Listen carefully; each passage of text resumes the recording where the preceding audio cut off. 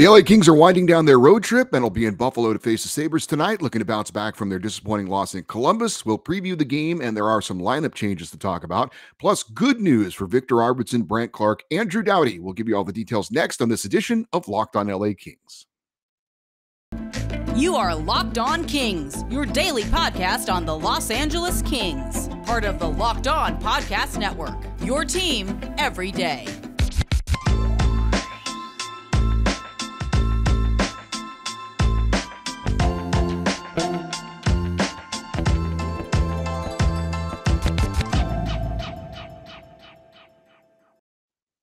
Hey, Kings fans, welcome to Locked on LA Kings, your team every day. Thanks for making Locked on LA Kings your first listen every day. We are free and available wherever you get your podcasts and on YouTube. Please like and subscribe if you enjoy this content.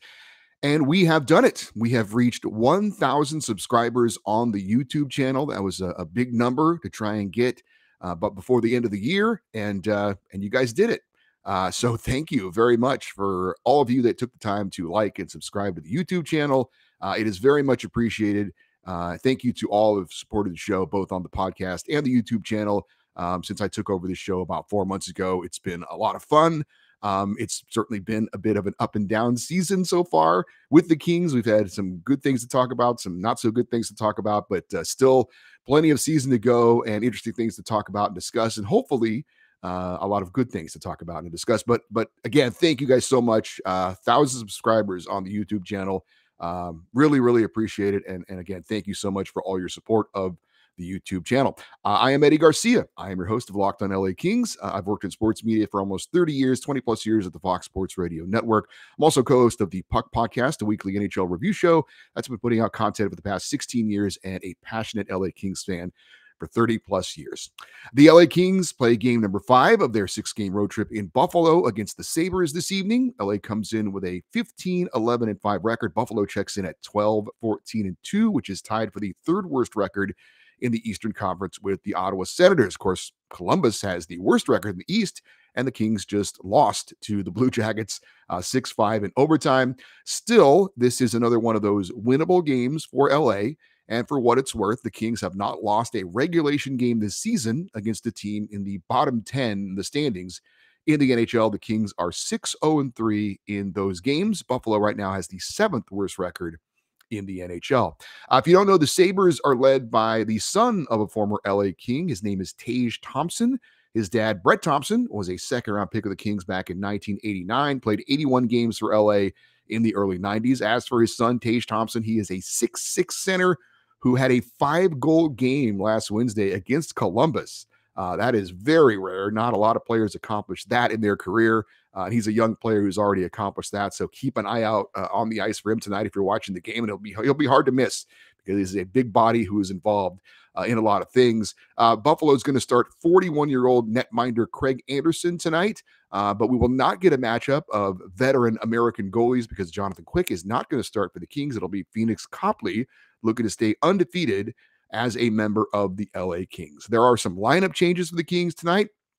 First, let's talk about the good news for Drew Doughty, the veteran defenseman, back on the Kings blue line after missing just one game with a lower body injury. Alex Edler will be a healthy scratch on the back end, and with Viktor Arvidsson out, and details on that coming up in a moment, Jarrett Anderson-Dolan will play on the wing on the second line with Philip Deneau and Trevor Moore. Samuel Fagemo is going to move into the lineup to take Jarrett Anderson-Dolan's place in the bottom 6.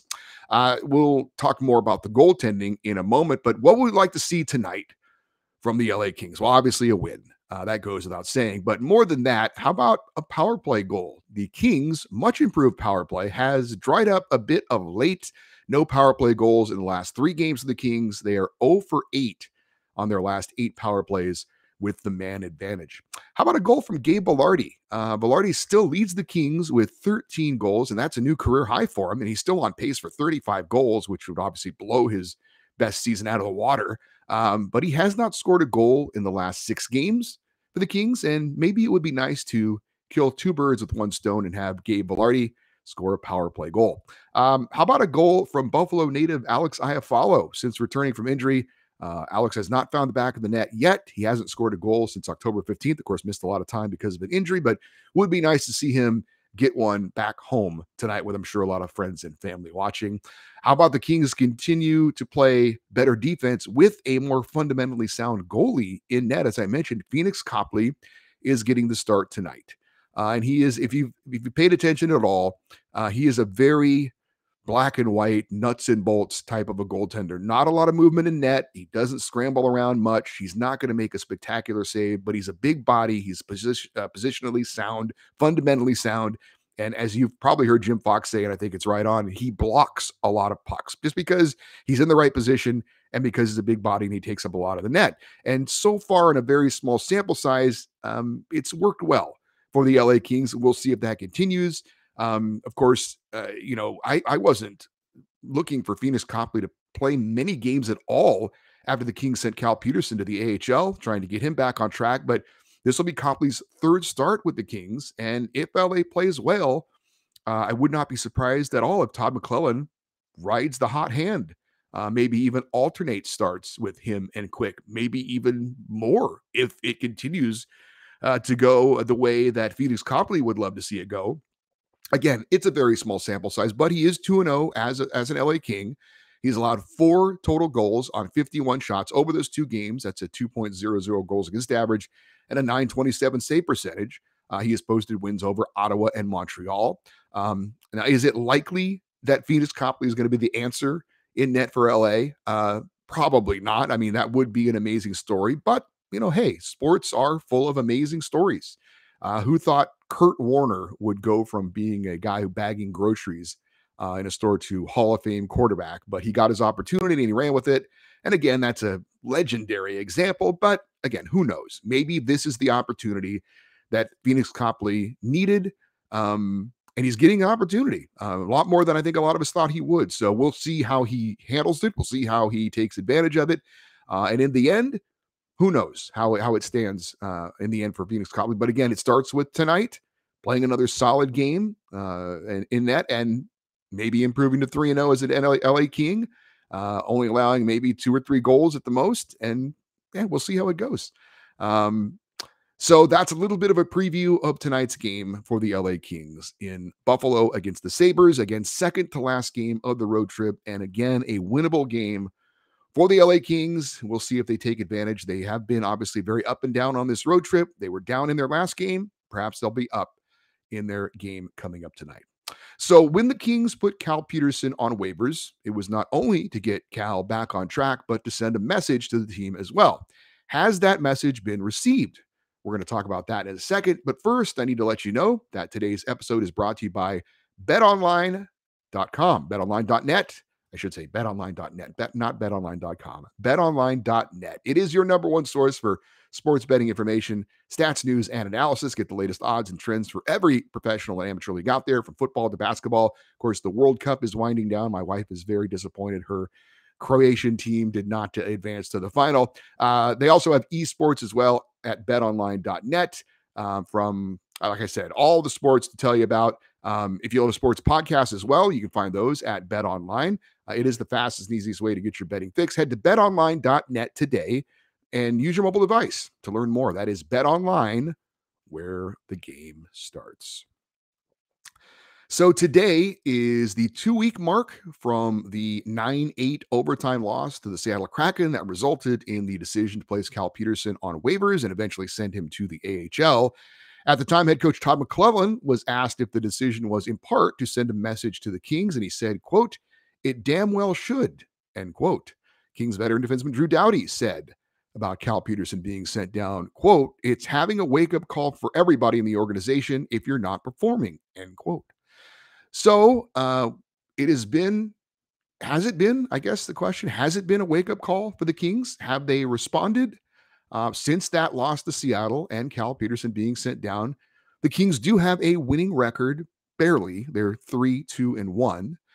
In those 6 games, the Kings have allowed 22 goals, 3.6 per game. Since Cal Peterson was placed on waivers, Jonathan Quick is 1-2-1. He's allowed 18 goals on 119 shots over 4 games.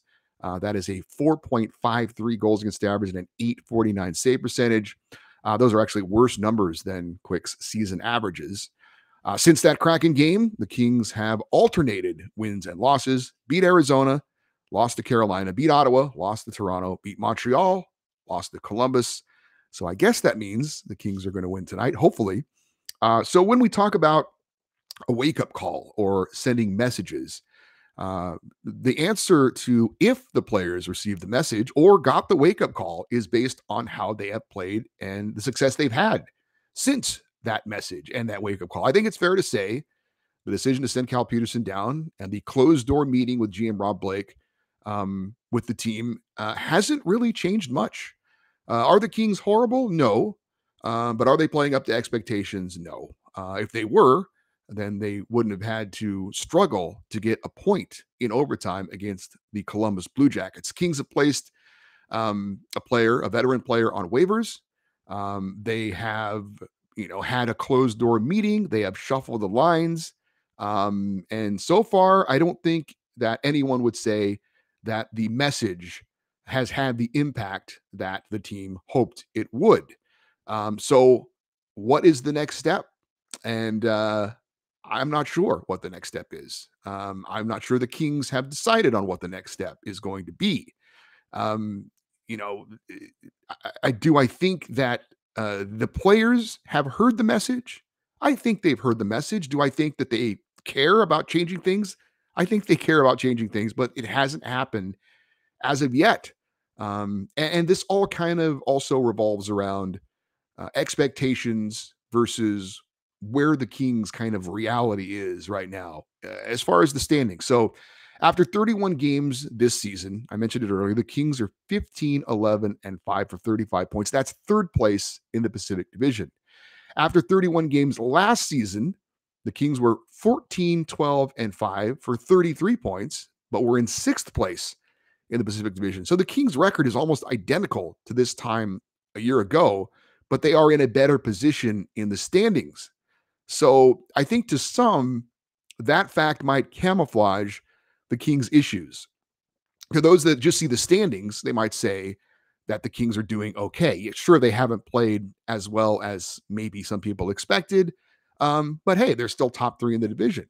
But for those of us that have paid attention, we know with the offseason additions, with the relatively good health of the team, the Kings should not be in the same position they were last season. And it doesn't matter if they are seemingly in a decent position in the standings. Everyone, again, who has paid attention, including the players, the coaches, the front office, and the fans, they know the Kings are underachieving and are not close to being consistent enough to be a team that does anything in the playoffs. So the question now is, how long is management willing to be patient? And what do they do once that patience runs out? Now, hopefully the Kings get their act together and it becomes a moot point. But do you feel confident that things are going to change and this team is just going to figure it out? Right now, it's hard for me to see that based on the sample size that we've had so far. Now, the season is 82 games. We've played 31 games. There's a lot of hockey yet to go. But again, I think it's enough of a sample size for us to all be concerned that this is the way the season is going to go the rest of the way. Now, there's no guarantee that's going to happen. But again, when you look at the Kings, they've been relatively healthy, right? There's no excuse necessarily for why they've been inconsistent. They've had a pretty regular lineup night in and night out. So why would things just suddenly change? Is it possible? Yes, it is possible. We saw it not that long ago with the St. Louis Blues. Although they did have a change in net. Jordan Binnington came out of nowhere and kind of sparked them and settled things down. Who knows? Maybe Phoenix Copley can be that guy for the LA Kings. I'm not anticipating that happening, but we'll see. It's going to be interesting to see if there is something, if there's an event, if there's a win, if there's a certain game. What is it going to be to get the Kings on track, change things? Is it a trade? Is it a coaching change? Not sure. We're all waiting to see. But like I said, so far at this point in the season, are we happy the Kings are in third place and in a playoff spot? Of course we are. But are we happy with the way the Kings have played? No, I don't think anyone is, right? I get where they are in the standings, but this is not a secret, right? We've heard people talk about it. We've heard that if you've watched the TV broadcast, I'm sure listened to the radio broadcasts, heard the comments after the games from the coaches and the players, they're all saying it's not good enough. They all understand that the way the Kings have been playing right now this season is not where they need to be, is not where we expected them to be. So we'll see how it plays out. So far at this point, it does seem like management is continuing to have patience with the way things are going, but it is going to be interesting to see. At some point, there's got to be a tipping point at this in the season. I don't know when that's going to come. I don't know how it's going to come, but we're waiting to find out. We're waiting to see when that happens, and obviously, so far, it hasn't happened. But we'll continue to watch. We'll continue to see how it plays out for the LA Kings, and see if at some point this team doesn't start playing a lot more like the team we thought they would be at the beginning of the season, despite where they are in the standings. We do have some good news to pass along regarding Viktor Arvidsson and Brandt Clarke, and we're going to do that in just a second. But first, I want to invite you to check out Locked On Sports Today. It is a podcast that gives you the biggest stories of the day, plus instant reactions, big game recaps, and the take of the day. It is available on the Odyssey app, YouTube, and wherever you get your podcasts. So we told you yesterday that Kings forward Viktor Arvidsson was given a non-roster player status, and that was due to personal reasons, and we were concerned that maybe it was a personal matter that we needed to be concerned about, but it is a personal matter, but it's a great personal matter. If you haven't heard, Viktor and his wife are expecting their second child, and he has returned home to be with his wife for the birth of his second child. Obviously, he's out tonight. I would expect him to probably be out for Thursday's game in Boston as well. And we'll probably see him back in on the ice with the Kings when they return home for their homestand, which starts Saturday against the San Jose Sharks. Either way, a sigh of relief that this is nothing bad. This is obviously the complete opposite of it. It's great news for Viktor Arvidsson and his family, and obviously all the best to him and his wife on a smooth delivery and a healthy child. And a great addition to the Arvidsson family. So again, great news for Viktor Arvidsson that he has stepped away from the team to be with his wife for the birth of their second child. Also, happy news for Kings defenseman Brandt Clarke, who was finally selected to represent Canada for the upcoming World Junior Championships. This after being snubbed inexplicably for the past two World Juniors. The 8th overall pick in the 2021 draft has played 9 games of the Kings this season with 2 points, 5 games of the Ontario Reign with 2 points, and he could end up playing as many as 12 games with the Canadian junior team if they play for the gold medal, which they are the defending gold medal winners. The World Juniors are in Canada. They run from December 26th of 2022 through January the 5th of 2023, and you can watch all the action on the NHL Network if you want to see how Brandt Clarke does. We'll certainly be watching those games to keep an eye on how he plays, but good for Brandt Clarke. It has been, a very memorable season for him so far. He finally gets, and he's again 19 years old, gets a taste of the NHL. Also gets some time to play with Ontario. He's been with the Kings for quite a long time, being in the practices, being in the studying film, getting that hands-on coaching from NHL coaches. I think it's been a great experience for him. I think he's handled it all extremely well. He doesn't seem to be impatient. He seems to be kind of letting it, the course of his career kind of play out the way it has. And now he's getting a chance to represent his country in an event that is really big north of the border. If you're, a Kings fan and you're a Southern California native, you're probably not all that familiar with the World Junior Championships, but in Canada, it is a big deal. In other parts of the world, it is a big deal. It is a huge event. And for a Canadian kid to get to represent his country in that event is a big deal. So good for Brandt Clarke. Happy to see him finally deservingly getting selected for that team, which I have no idea why he wasn't on the 2 previous teams, but that's in the past now. Moving forward, looking ahead, and Brandt Clarke's going to play for Team Canada in the World Juniors. It is a great event for high skill level players at that age level. So he should get a lot of playing time for Team Canada, and hopefully that will be a positive experience for him and help his development as he obviously continues down the road to being a key member of the LA Kings going forward. So feeling good for Viktor Arvidsson, feeling good for Brandt Clarke. Great news for those two guys, as we're happy to be able to pass along that news involving one key member of the Kings and one future key member of the LA Kings. Coming up on Wednesday's show, we'll obviously have a full recap of the Kings game in Buffalo against the Sabres coming up tonight. Face-off is set for 4 p.m. LA time. The game will be televised locally on Valley Sports West. You can listen to it on the Kings iHeart Audio Network. If you have anything you want to send me as far as feedback on the show, the email address is lockedoneddie@gmail.com, EDDIE, lockedoneddie@gmail.com. We are on Twitter at LockedOnLAKings. We have an Instagram page as well, which is at Locked On LA Kings. Again, thank you guys so much for those of you that are supporting the YouTube channel for getting us to 1,000 subscribers. That's awesome. And frankly, didn't know we'd get there that quickly. It was cool to kind of have that goal and throw it out there. And it was very, very cool for you guys to kind of meet that goal and again, be supportive of the show. So thank you so much for that. Thanks for making Locked On LA Kings your first listen every day. For your next listen, check out Locked On Sports Today, the biggest stories of the day, plus instant reactions, big game recaps, and the take of the day. It's available on the Odyssey app, YouTube, and wherever you get your podcast. Looking forward to seeing the Kings take the ice tonight and get a much-needed win, hopefully play very well as getting the result we all want. We'll talk about it on tomorrow's show. Again, I'm Eddie Garcia. Thanks for listening and watching Locked On LA Kings. We always close out the show by saying, go Kings, go.